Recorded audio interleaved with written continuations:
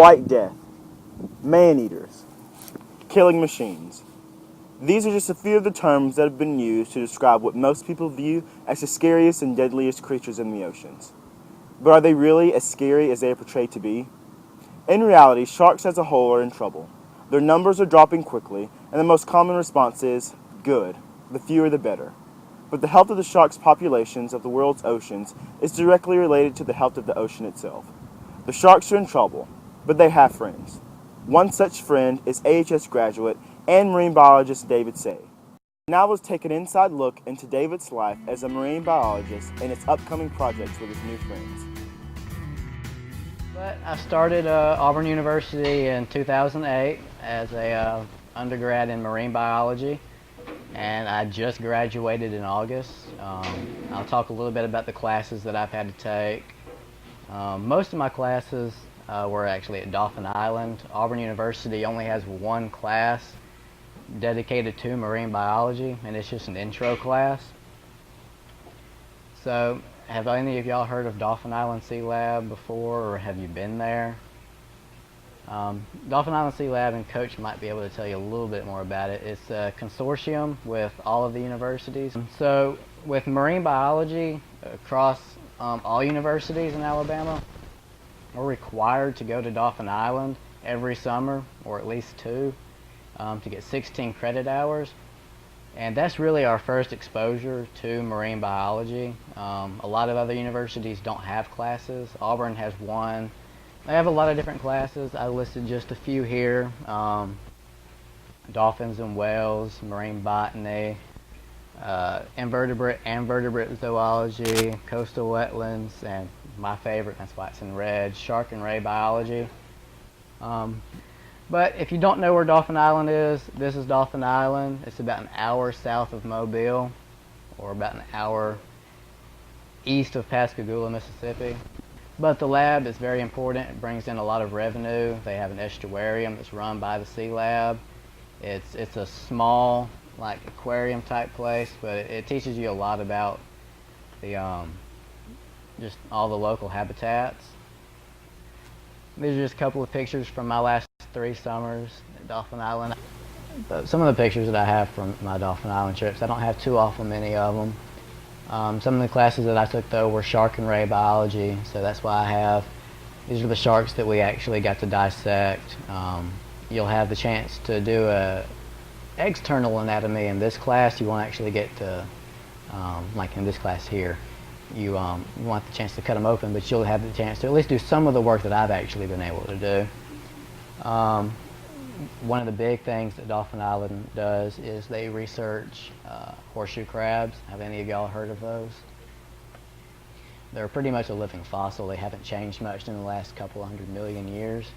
And Dauphin Island does a lot of research with those, and a lot of other universities, because they have, they're using it for cancer research, because these guys actually don't get cancer, or at least they don't think they do, so that's one of the things they're trying to use them for. But the whole reason I'm actually here today is to talk to y'all about my, my NOAA trip that I took in August. NOAA is the National Oceanic and Atmospheric Administration. They do a lot of weather stuff, but they also do a lot of biology related stuff. This trip that I did was a survey to catch and measure sharks and red snapper. So we were out, I was out for 15 days doing shark data, but the whole project is 2 months long. So what I did was I went, let's see if this map should be the next one. No. So this is the boat that I was on. It's called the RV Oregon 2, Research Vessel Oregon 2. She's 180 feet long, which, I mean, that sounds like a big boat.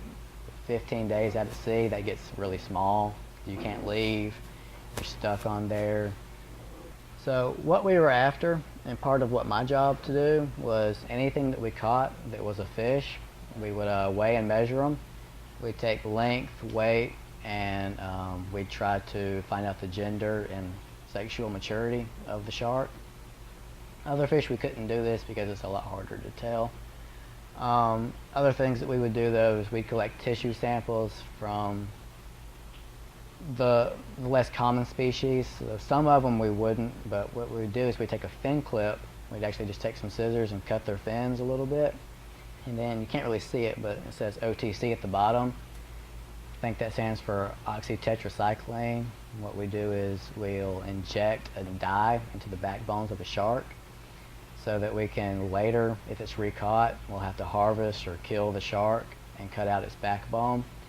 But what we can do with this is, since we can't do like the otolith samples with sharks because they don't have them, we use their backbones, and they will also have growth rings so that we can determine their rate of growth. All right. Most of these now are just going to be pictures. What we've got here, like I said, we're not just catching sharks, and we're kind of catch anything that's going to take a bite on the line. So one of the cooler things that we caught was about 1.5 foot long barracuda. We also caught red snapper. This was a yellow line snapper, no, grouper, and then red grouper. I was telling you about the measurements that we take. If they were small enough, we'd bring them on board and take them to this plank, and it's got 2 meter sticks embedded within it so that we can take measurements. This was one of the bigger nurse sharks that we caught. I believe she was around 6 feet long. The OTC that I was telling you about that we inject into their vertebrae, this is how we do it. You just take a syringe and you stick it up to their backbone and squeeze. I think for the smaller sharks we did 1 cc, and then for the larger sharks we did 2. Sometimes we'd catch 1 fish on the line or on the hook, and another bigger fish would come and eat it. So we have, we had originally caught a red grouper on this line, and then a 2 meter long sandbar shark came up and ate it. Another red grouper that we had caught, if y'all have heard of things coming up too fast from the bottom of the ocean, they expand so their eyes will pop out, or their stomach will actually invert and stick out of their mouth. That's what happened to this guy. This is just me holding a picture of holding a shark, the Mastellus smooth hound. Kind of a rare species. We don't see too many of those guys, so the chance to see that was actually pretty cool. With the exception of these two, so we caught these 2 guys at 1,000 feet deep. Both of these are rare to see, especially this guy. It's a Cuban dogfish, which is a shark, not just a fish. But so, do y'all think that the ocean has like fish just everywhere, or do you think it's kind of mid, or they're just hard to find? Somebody.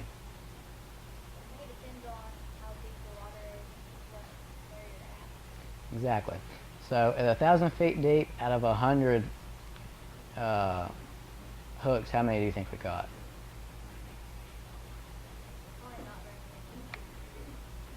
Three. That's all we caught. This one? This is called a golden tilefish. Do what? What's wrong with it? That's just how it looks. It's just how it looks. Tasted good though, so I'm not complaining. I don't care if it's ugly.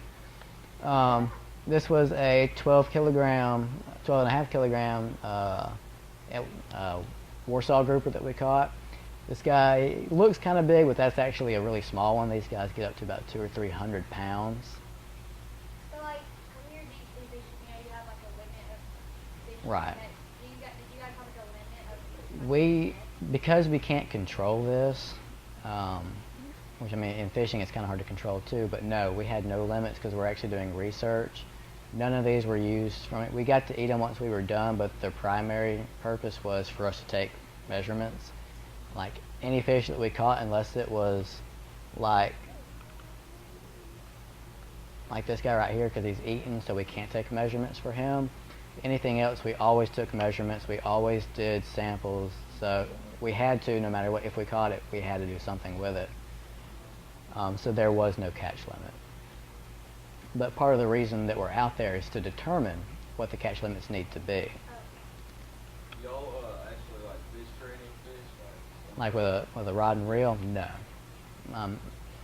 We wouldn't have had the time to. The boat never stopped moving. The only time we really stopped was when we were setting our gear out, and that's only for like a minute. How long ago out on the boat? I was out for 15 days. The crew and my boss, they were out there for a month, and then they switch out. Stumpy was another tiger shark that we had caught, but when it was younger, we think that another shark or a propeller might have actually cut off that upper lobe of its caudal fin, which is rare to see something without that, because that's where all of their thrust to move forward comes from. So the fact that this guy was still alive was actually pretty cool for us. So we satellite tagged Stumpy, and Stumpy's actually moving around a lot. I think that's pretty much it for this one. But this Tuesday I found out that I'll be spending anywhere between 4 to 6 months in the Philippines working with whale sharks. Don't really know much about what I'll be doing over there yet, but I do know that pretty much what these guys in the picture are doing is going to be my job. I'll be out there scuba diving and snorkeling every day in the Philippines with the whale sharks. I might get the chance to work with sea turtles. If we have any dead dolphins wash ashore, I'll be performing autopsies on those guys. So I'm really excited about this. I leave in 9 days, and I'll be over there for 4 to 6 months. And then afterwards, first of all, does anybody not know where the Philippines is? I was just going to show you exactly where it was. That's where the Philippines are, and then I'm going to be at the very tip of this island, so I'll be living on the beach pretty much every day. And then afterwards, once I get done with all that, I'm going to try to get into school in Australia to do a master's program studying marine biology as well.